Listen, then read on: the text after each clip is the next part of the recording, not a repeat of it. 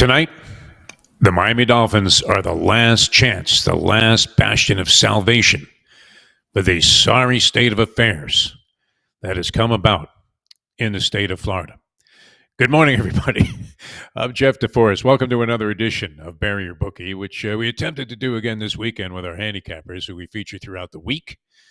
And we're unable to really deliver in any significant fashion. Maybe because they were back in these Florida teams. I mean, when you look at this, we are in the precipice of one of the most infamous indignities that you could possibly suffer as a state. Never mind the election. We're throwing out the results of the election here. Okay, so we reelected Rick Scott. The Trumpster got in. We'll see what kind of disaster that turns out to be. They did not pass an amendment to legalize marijuana. Hideous abortion restrictions. We were trying to overcome that with an amendment. That went up in smoke. It was a thorough embarrassment, but I don't know that it even rivaled what happened to the state of Florida's football teams over this past weekend, where you had Miami go down to Georgia Tech. We told you about the Cristobal factor. It reared its ugly head. A team that was as one-dimensional as you could ever be in Georgia Tech. No, they're not running that hairy option anymore, but they are going out there and just running the ball down your throat every single play. Not a lot of imagination to it. Hurricanes couldn't stop it. They go down. They fall out of the top 10 and out of their lofty position in the college football playoff rankings, where they stood at number 3 just last week. That's going to change. Florida State goes down, embarrassed at Notre Dame. The University of Florida gets thrashed by Texas. Then, in succession, you had FAU, the University of South Florida, Central Florida, Florida A&M, Bethune-Cookman, Stetson. The Jags on the professional level, they lose, as do the Buccaneers in a real tough game. And so you're 0-11 as a state going into tonight's game. It's never happened. It's unprecedented. Going into tonight's game, the Dolphins now getting 2.5 points against the Los Angeles Rams. Otherwise, it's 0-12. And we've accomplished something that is very difficult to do, and that is play 12 games of football as a state and put a big, fat, round number on the board. That number would be 0. All right, many things to get into here on the program, but if you are betting these games, and there was a lot of treachery, a lot of reason to be reaching for the cyanide caps again, but BetOnline is the world's most trusted betting platform, and that's the place to do it. BetOnline is your number one source for online betting, from the earliest odds to in-game live betting. BetOnline provides you with all the action and the ability to watch the games and bet on them, as I said, as they happen. Now, you can get into just about everything. The largest selection of odds on football, NBA, NHL, to entertainment and political props. Head to BetOnline today. Get in on all the action with America's most trusted site for online wagering. BetOnline, the game starts here. All right, we had a lot of activity over the weekend. We didn't fare very well. Overall, I think we ended up one game under 500 with all of our handicappers for the weekend. We had some agreement on a couple of games, and those turned out to be fortunate for us. On one side, Pittsburgh getting 2.5 in their ball game against the Washington Commanders, a key ball game. A lot of people were paying attention to this. Pittsburgh getting the 2.5 points is in a position. If you were betting these games and you just at some point you're getting off the couch and you're thinking, finally, I'm in a position to win a ball game. Yeah, you got the Pittsburgh Steelers. They're down 27-21. They're going right in for a score that's going to put you over the top, easily cover the point spread. And what happens? Whoosh. Machete, man. The guy fucking fumbles the ball. The officials refuse to blow the whistle. He's being pushed back for about 15 seconds. And finally, the ball comes loose. They give it to the Washington Commanders, and you're fucked. And then you get a chance later on. And of all things, speaking of the New York Jets, we welcome to the program our good friend Jersey Kyle, who, what happened, man? Did you literally lose your shirt over the week? Yes, it was a disaster. You saw what happened to the Jets. What was the final score? 400-3? Oh, my God. And the sharp money was all pouring in on the New York Jets in this ball game. I don't know. What was your money also on the sharp side of this thing? Because mysteriously, again, like the previous week when they covered the point spread and actually won the ball game outright after an horrendous first half, money was pouring in on the New York Jets in this game. They opened up as a 1-point dog, went off, I think, a 1.5 favorite. Yeah, no, I was definitely very sharp. It was like having a sharp knife shoved up my nose is what it was like. Such ugliness. Yeah, so many games. I mean, I was just talking about this Pittsburgh-Washington game, and you're thinking you're dead, except for the jet cast-off, Mike Williams, who, in spite of the fact that their offense looks inept, they managed to trade this guy. And what does he do? He gets on the field with Russell Wilson, catches a 30-some-odd-yard bomb wide open after streaking by a cornerback that runs a 4.3 40, and puts the Pittsburgh Steelers over the top with what turned out to be a game-winning touchdown. This, while your man, I mean, are you providing Aaron Rodgers with some kind of weird psychedelic that has caused him to lose complete command of whatever it was that he used to be able to do before? I mean, look, it's the typical New York Jets. The offensive line is just horrible. I don't care who you have back there. And then the great defense that was supposed to be there this year is not there. The defense is the worst. I think they had the first 6 possessions of the game. The Arizona Cardinals, or whatever they're called, Phoenix, Arizona, Arizona. went right down the field and scored. I mean, it's just horrible. It's just a joke. This is professional football, my friend. Professional football. That is a joke. You could have run the offense better. I mean, this is ridiculous. Yeah, I'm there done. wasn't a lot of regard for the interim coach that they brought in for Salah. I mean, when you're interim coach, you're thinking in a lot of situations it's probably a drop off, but it's enough to maybe inspire the team a little bit. But this is an outright disaster. I mean, this guy I mean, Ulbrich is completely lost. did you feel for the guy? I mean, it just looked like he wanted to just go home, pour himself a nice tequila, and get drunk. Why did I take this job? What am I doing here? I mean, it's an embarrassment. He's begging the individual units there in between plays after they come off the field, completely defeated, just decimated from a psychological standpoint, every other angle, and he's like a mass wrestler in a corner, begging for mercy. Please, could you really just hold it together, please? Don't quit on me. And sure Well, enough, they did. when Rogers went in the tent for whatever type of the blue tent, I think he followed him in there. They both hit the pipe a little bit, and then they came out. They were all smiles. I mean, Yeah, you wonder with Rogers what's going on in there. Yeah, I think it's the ankle. Hey, I'm looking at the way people handicap today, and you're old school like me. This is Jersey Kyle Martinez, ladies and gentlemen, the world's luckiest man. That's the reason we have him on the show. He's just flat out fucking lucky. Everything he does. He's losing his ass at the track. He walks out of the casino. He throws a $100 bill in a slot machine, plays it all on one spin. Boom, it's for 15,000. That's the kind of luck this man has. He has a certain serendipitous nature to him, which maybe goes along with the good karma that he creates. But I think you're old school like me. The more sophisticated the handicapping analysis, are you more inclined to ignore it or embrace it? no, I mean, you and I look at it, I think, a little differently. I mean, you gotta just, if you know the teams. I mean, the Jets yesterday. I mean, I should have known it was coming. They do that. They get everybody sucked back in by that great win 2 weeks ago. Everybody said, "Oh, okay, they're okay. They just beat Texas. This is it. They're going to be good." And of course, they do exactly what they're supposed to do: get clobbered. But again, I mean, I was waiting for you Saturday at the track. Most of your degenerate friends were out there trying to borrow 20 from me. Yeah, But no, I you showed up never, late. I made yeah, a I late never appearance there. saw you. I must have bailed before you got there. But that one mush across the bar in the red shirt, he did it again. He said that there was no way that the 6-horse could win in New York at Aqueduct in about the 6th race. And a very nice 6-11 dead heat at the wire for a beautiful exact 6-1 over 25-1. This guy is, when you can find a good mush, and I say this to all your viewers that follow you, if you know a guy that just consistently loses, I mean, you've got to make this guy your best friend. I mean, you got to give him money, buy him lunch, get him drinks, whatever it takes, because whatever he says, you got to go the other way. And we know guys like this. They've proven over the last 25 years. I mean, you could go stats, throw the stat book out the window, quarterback, best quarterback in the league, throw that. If the mush likes that team, you go the other way, my friend. Just go the other way. It's almost worth making minor bets compared to what you're going to unload yourself for him on the teams that he gives you so that he continues to give you his opinion. Because Yes. it's invaluable. I mean, you talk about a tool. And the reason I get to this is because I'm constantly coming up with stuff. Now, this is a very common reference now. I see it all the time in any kind of handicapping analysis of the National Football League and I guess other sports as well. I've always thought this, and I don't know if you agree with me because I'm not sure you're as big a fan of the buyer speed figure as I am. But I believe it gives you an immediate indicator, and you're thinking, well, what did this man do here? What kind of fucking crazy ass genius is Andy Byer, the Washington Post handicapper, who I don't know that he makes a lot of public appearances anymore, does he? Have we seen Byer anywhere? He, He he was did all a over the place.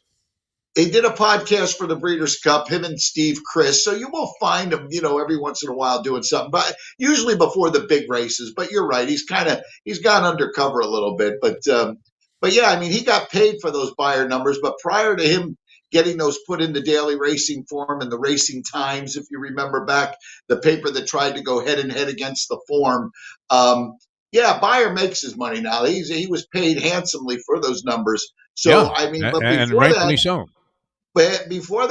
he would come down to Gulfstream and Hialeah in the winter when racing in South Florida was the top racing venue in the world.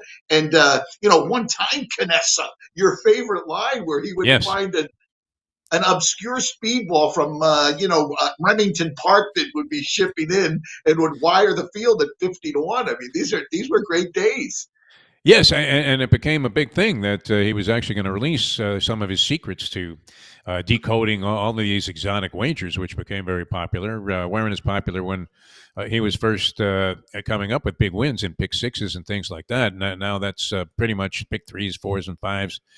Pretty much what people play. But that being said, he found a way to take a lot of intangible variables and put them into an equation and come up with one number that he could assign that would take into account where these horses raced before, what the time was of their races, what the track condition was, what the wind condition was, all of these different things. And now it's become very popular in sports. And this number or this designation keeps coming up, DVOA.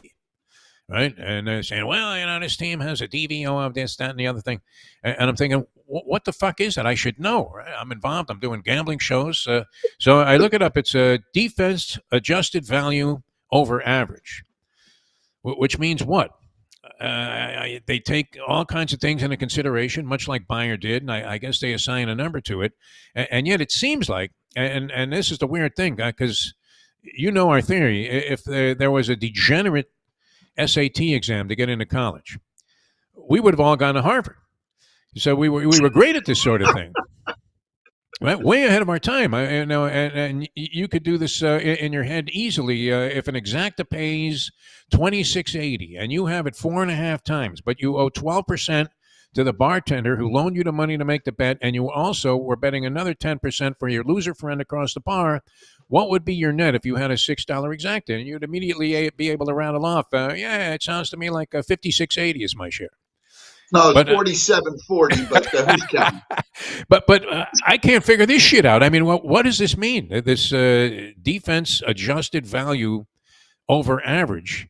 And if you're quoting this kind of stuff, and this is what you're citing, I remember when Bill James first came out with his baseball abstract, and people thought, well, what the fuck? This guy's crazy. What's he been smoking? And now it all boils down to these minute qualifying numbers, which for me, I don't know. Do they have any meaning to you, or do you still? We were talking the other day about the Billy Walters book, because I had done an interview with Armin Katayan, and he was talking about how this guy was strictly numbers. There was no emotion, no general feeling, no gut feeling involved in anything he did. It was all by the numbers. Are you buying that you can actually gamble based solely on numbers, or would you not, as you said, be much more fortunate if you were just trying to find a known kiss of death and going the opposite way with everything he said? I mean, the gambling gods definitely exist. You know that. There are days when you could take the 3 to 5 shot Secretariat in the Belmont, and if you're just having one of those days where nothing is going right, don't think that you're going to win, because you're not. And it's good to close the book and say, you know what, tomorrow's another day. Very difficult. especially now with all the computer angles and all the way you can just get on your phone and punch in a bet with a minute to the game. I mean, at least you had to jump into that piece of shit car you used to drive, zoom on down to the candy store, run in the back room and see Lou to get your bet in, But nowadays, forget it. It's right at your fingertips. We're all screwed. I mean, face it, buddy. We're done. You're the kind of guy that would have put in a ticket like this, though, and this is where we stand with tonight's game, which I'm not sure what to make of it. I don't know that I'm a big believer in the Miami Dolphins right now, as they sit at 2-6 and keep finding ways to lose games outright. In this game, they're getting 2.5 points. Can they go toe-to-toe with the Los Angeles Rams going out to L.A.? You know that's a tough trip, having been out to the Breeders' Cup. I bet it took you more than a day to adjust to the fact that, oh, fuck, it's 3 hours earlier out here. Now this is a Monday night game. You got that wrong. Come out to the coast. It's nice. The Dolphins are flying out. Going out's easy. You're ahead of the game. It's coming back that's the bear. I mean, coming from the West Coast to the East Coast, that's one of the worst trips ever. I think your Dolphins are good tonight. I think you should take everything you got, get those pictures off the wall. That one's worth money. Hawk that thing and break the piggy bank and put it all on your Miami Dolphins. Just when you think they're going to go out there and get killed, they will win tonight. So, well, here's what's at stake, though, and this is great because we've talked many times on this show. Now you and I haven't, but you a diehard University of Miami fan who no doubt guaranteed not just a victory but an easy cover in their game this weekend against Georgia Tech. You'll see, Jersey. You'll see. They're really good. That 9-0 is not some inflated bullshit record because they played nothing but patsies all year. I can hear this guy just giving you that lecture, but before you quietly, went off to the side there with your phone and punched it in on Georgia Tech on the money line. But we've had 11 teams go to the gridiron this week and this weekend from the state of Florida. Now we know that the state of Florida is a fuckhead state.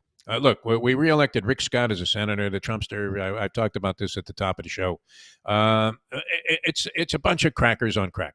These are the rejected extras from the movie Deliverance that occupy this state. So the thinking is a little bit backwards. But is this karma somehow that's coming about, where you've had 11 teams from the colleges and the pros, 2 pro teams and 9 college teams from the state of Florida, all lose this weekend? There's not one winning team.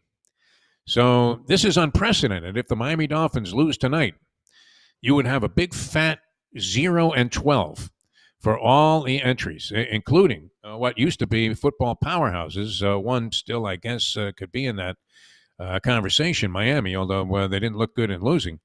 Florida State getting blown out, Florida getting blown out, all of these other teams losing. Is it possible? I mean, is that part of the thing where you would, and I would imagine you might have a money line parlay going to the Rams tonight to make the state of Florida 0-12. 0.0. Fat, drunk, and stupid is no way to go through life. No, I believe the Dolphins will end the slide into the Atlantic Ocean. Florida will be saved by a Miami win tonight. I'm going with the Dolphins. That's my pick for tonight. I was around a lot of mushes this weekend at the track, so it may have rubbed off, but I hope not. I'm picking the Dolphins, and I'm sticking with it. All right, very good. And we appreciate you coming on the show. Thanks so much. That is a nice score that you made there. That was a big fat exacta. You only had it the one way because it was a dead heat, wasn't it? It was a dead heat. I had the 6-11. I did not have it boxed up, but that's okay. I was very happy with the $76 or whatever it was there, but it was good. All right. Jersey Kyle, always a pleasure, my friend. Thanks so much for joining us. We'll do this again. And go Dolphins. And I hate the Dolphins, but I'm betting them tonight. All right, Jersey Kyle, all in on the Miami Dolphins. Well, that would bust it up, huh? I'm kind of rooting for. I always like when there's a chance to accomplish being in a position of total indignity and infamy, and I'm thinking the Rams probably do it tonight. -2.5. The money's coming in on the Rams. Tyreek Hill is a question mark in this game, and then what happens to Mike McDaniel, the coach of the Dolphins, if he falls to 2-7? Does he start to get the shakes a little bit because they just signed a big fat extension from Stephen Ross, the owner of the team? I always said this.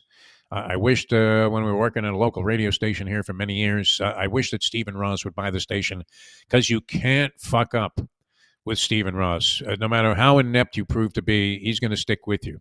Stuck with a guy like Smoke and Joe Philbin, Adam Gase, guys that had proven right away that they had no business being in that position. And he sticks with them, and I think he's going to do the same there with McDaniel. An oddball week, like I said, we got touched up a little bit. Troy West ended up 2-1 last week. He joins us on Wednesdays. Scotty M was our big winner last week, as he went 3-1, including that Pittsburgh game, which we had agreement with Mike Jones, who took one on the chin and falling to 1-3. The professor also surprisingly ended up with a 1-3 weekend, only hitting on Alabama over LSU, which turned out to be a blowout. So that game, he was absolutely dead right on, and the rest of them not so good. BYU, that was a tough loss.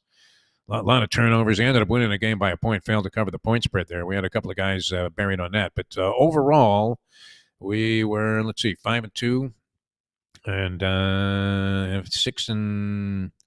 6-5. Yeah, we ended up losing. That's not good. So I hope we can certainly crack it tonight. All right. Hey, how about if you had Kansas City on the if you had Kansas City yesterday, they were going to lose to the point spread. That was pretty obvious. But they were going to lose the game outright. If you were betting Denver, they were getting 8.5 points in that game. And you're coming down to an inconsequential 35-yard field goal. That is almost always a routine make. It never happens. Plus 285 you were getting with Denver on the money line. Plus 285. Guys are making 60-yarders like it was formerly an extra point in the NFL these days. The accuracy of these kickers has been phenomenal. It's been ratcheted up exponentially. And the distance, remember when Tom Dempsey was with the Saints? Tom Dempsey, the guy had some kind of accident or birth defect where he didn't have all of his toes on his right foot, which was his kicking foot. He was a straight-on kicker. And I think it was almost like he was Antonio Margarito going against Miguel Cotto. He had like a cement block inserted into his shoe. And he boomed one 60-plus yards, and that was the NFL record for a long time. It was eventually eclipsed. Did Tucker kick one further? I'm not sure who holds the actual record. But it was Dempsey for a long period of time, and people were astonished that a field goal kicker could kick a 60-yard field goal. So you're assuming from 35 yards out that any professional kicker with the game on the line is going to make it. Denver gets the kick blocked, and all that money that could have been made by the Denver backers, which you had to have some guts, you had to have a pair of brass ones to go out there and say, Denver money line. Walking up to the window, you go up to the guy to make your bet, Denver money line. And the racebook manager, sportsbook manager looks around, hey, Lou, we got a guy here who wants to bet Denver on a money line. You want to have him checked out? They have you Baker acted for a move like that. And then you're about to win the game, only to have it just vanish, the dream of being right about something like that, because a field goal kicker from 35 yards out gets a kick blocked, and you're fucked. So Kansas City continues to be the luckiest team in the National Football League. And now sitting there at 9-0, they haven't covered the last couple of point spreads. And it does appear like it's only a matter of time before they go down, which is what we were saying about the University of Miami at 9-0. You thought that is the most bogus 9-0 record that I think we've seen in the history of college football. We talked about the Cristobal factor. Always mention it. Seems like every time we talk about the University of Miami that this guy, Georgia Tech, has a guy that can't throw the ball. He throws 6 passes in the game like he was Bob Greasy in the 1972 Super Bowl. Those 6 passes in the game, completes them all. A minuscule number of yardage, like 30 some odd yards, and the University of Miami was supposedly one of the best offensive lines against the run in the country, and they can't stop Georgia Tech from running all over them in this ball game. In fact, I believe Tech was down a couple of running backs also, so they were badly impaired to have any chance to battle Miami, and yet Cristobal can find a way to lose this game. Couldn't make any adjustments. Managed to get beaten outright late in the ball game. Hurricanes had a chance to pull off another miracle, and I think they put a lot of their fans out of their misery by failing in this spot, because they were literally in this town beginning, and this is where we hail from, South Florida, so we followed his story closer and more closely than some others, and they were under the delusional opinion that this was a championship caliber team. So maybe they were brought back to reality, and that was a jolt that they badly needed. But part of and the most unlikely component, I think, of this 0-11 that the state of Florida is enduring right now. So we'll see what happens tonight. Does it go to 0-12? This will be something to watch for, and we'll be watching it very closely. The Rams laying 2.5 in this ballgame against the Dolphins, and if the Dolphins lose outright, even if they cover the point spread, the state of Florida gets a big fat F, as in you are fucked, you are a failure. 0-12 for the weekend. And I'm hoping somebody out there. I thought it might have been my buddy Jersey Kyle. It's one of the reasons I wanted to have him on the show today, because he's the type of guy that would have taken that money line parlay that everybody seems to like today, with like 12 teams, as would be the case here, and goes ahead and bets against all of the Florida teams. Which, if you did that, you'd be sitting on a pretty nice score. I'd love to see the buyout on that. All right, great being with you. Tomorrow we'll have Scotty M. He had a big week for us. Scotty M. Went 3-1. He hit with Ole Miss. He liked Ole Miss over Georgia. That turned out to be a robust victory. Unfortunately, went down, as did the professor, with BYU. He had the Pittsburgh Steelers, and that was somewhat miraculous. But they did not only cover the spread, but won the game outright in their battle with the Washington Commanders. And he was all over the Los Angeles Chargers in their ball game, and ended up at a 3-1 mark for the week. So he'll join us tomorrow. We'll see if we can keep the streak going. Thanks so much for tuning in. For the people at Bet Online, Greenlight Ventures, and everybody at No Filter, I'm Jeff DeForrest, and hoping you're having a great Veterans Day as well. Remember to honor those that served our country. Certainly worthwhile. And we wish the best for everybody that is honoring a hero from their family and or friends, acquaintances, whatever. But in general, I guess you wish a happy Veterans Day. But Veterans Day, take a moment and think about all of the people that have helped us protect our freedoms over the years. We will see you tomorrow with Scotty M. Thanks for tuning in to today's edition of Bury Your Bookie.